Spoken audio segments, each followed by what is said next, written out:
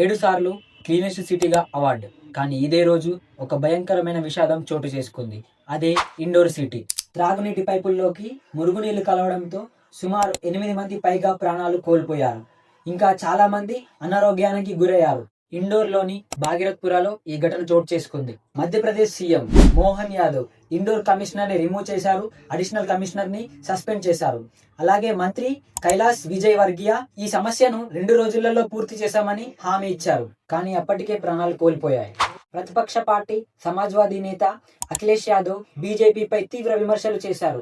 ఇదేనా smart city అంటూ ప్రశ్నించారు. నీరు తాగలేని పరిస్థితిలో ప్యాకేజీ వాటర్ కొనాల్సి వస్తుంది అన్న ఒక బాధితుడి మాట కలిసి వేస్తుంది. ఎక్కడో మధ్యప్రదేశ్ లో కదా, మనకేంటి అని అనుకోకండి. మన హైదరాబాద్ లో కూడా 2 వీక్స్ బ్యాక్ మన మెయిన్ రిసోర్సెస్ అయిన గండిపేట చెరువు మరియు ఉస్మాన్ సాగర్ లో ఒక ప్రైవేట్ కంపెనీ సీవేజ్ వాటర్ కలుపుతూ దొరికిపోయింది. నీరంటే జీవనం, కానీ ఇక్కడ అదే నీరు ప్రజల ప్రాణాలు తీసింది. అలా మీకు జరగద్దంటే వాటర్ స్మెల్, కలర్ చెక్ చేయండి.